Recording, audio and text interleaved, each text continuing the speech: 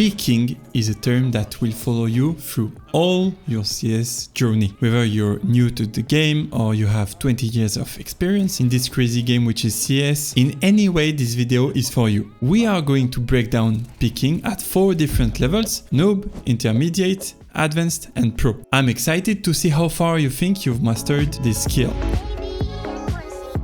If you're a beginner in CS2, peaking means moving, if possible horizontally, like a crab, and then stopping using the opposite movement key. This is called a counter strafe. So for example, if you peak to the left, you press your left movement key and then you tap your right movement key to be able to stop instantly and to maintain accuracy. This is very important because when you run, it's not accurate with the AK or M4, which are the main rifles on CS2. Before you pick, one key thing to increase your chances of winning the duel is to predict where your opponent is and to pre-aim your crosshair as close as possible to their expected position. Now, let's move on the intermediate level.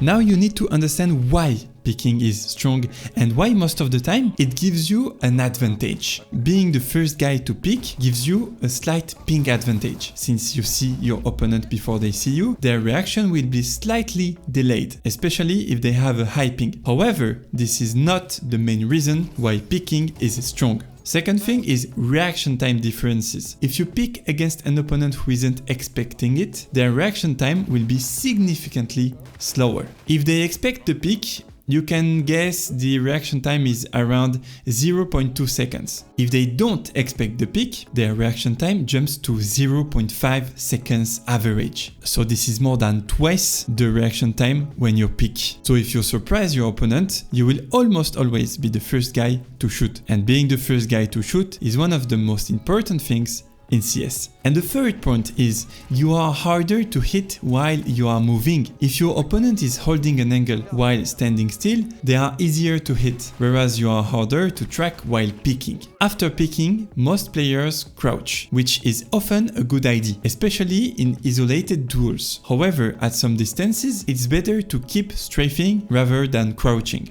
So, is peaking really that simple? Yes and no. There are some subtleties that make a difference and we are going to talk about it in the next level. Guys, if you want, in my free guide, I reveal one of the most powerful picks ever, which I call the perfect pick. If you want tips that will make you win more games, you can check the link in the description.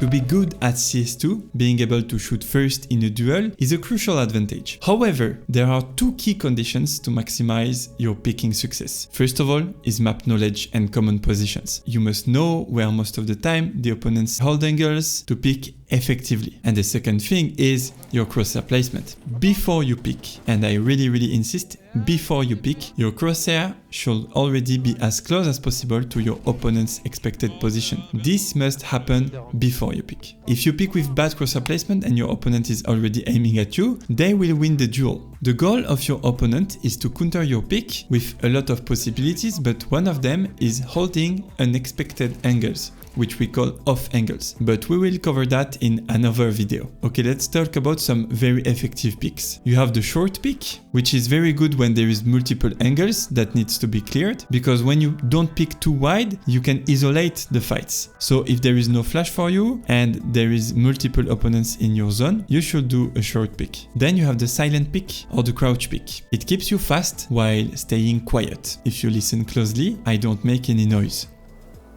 The slow picking with shift is not a good idea in most of the duels, as it makes you an easy target. If you see a professional player slow walking without properly picking, it's likely because they think they have a timing advantage. So now when you shift and you don't stop, it's the fastest to take your timing. Now let's talk about the shoulder pick. The shoulder pick is one of the best picks in CS2 because it allows you to gather information without fully exposing yourself. However, it requires precision, because if you shoulder pick too wide, you can get punished. And on CS2, shoulder picking is a bit more nerfed than CSGO due to the what you see is what you get and the sub-tick.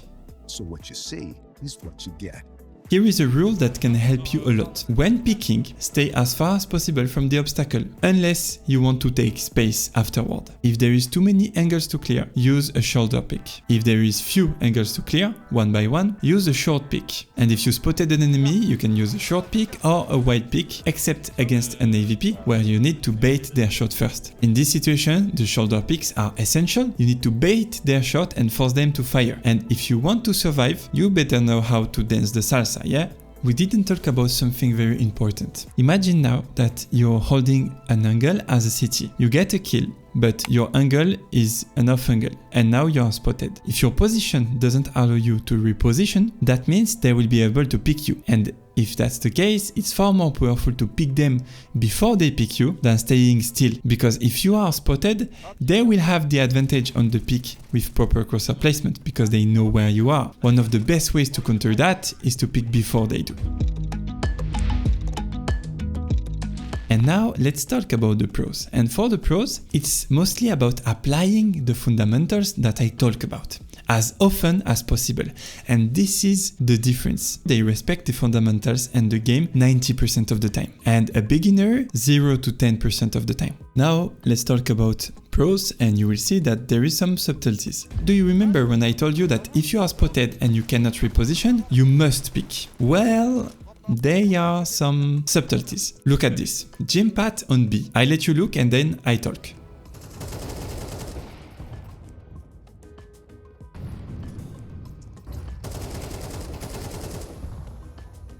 In this case, there are 3 key points. First of all, he has perspective advantage, which makes it harder for Tiz to pick him. Second, the angle he's holding makes it harder for him to pick back, because it will be more a diagonal pick than horizontal pick, so less speed, so easier to be killed. But if he were in another position, like blue on dust 2, it would be more tempting to pick after the first kill. And last thing, there is an obstacle nearby, which he uses very good. It's not a huge obstacle, but if you played CS enough, you'll notice that cars are freaking bullet magnets. Look at how he uses the car to secure his second kill.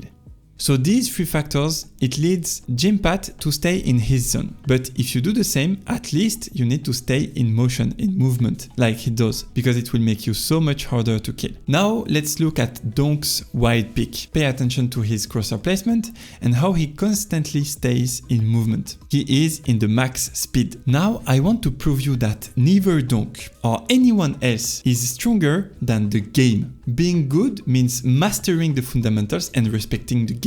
But when even Donk doesn't respect the fundamentals, look at what happens. He doesn't pick properly, he's not ready, he's punished.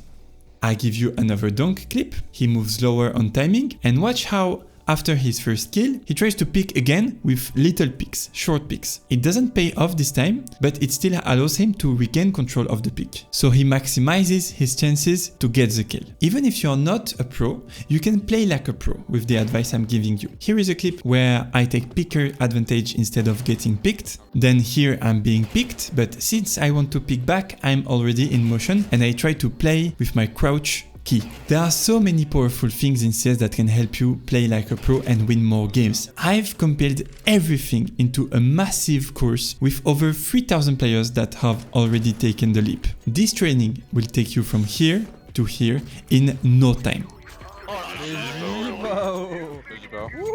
Right now there is a special discount. There is a 30-day refund guarantee, so you can safely try it. Click the link in the description. If you enjoyed this video, subscribe, this won't be the last.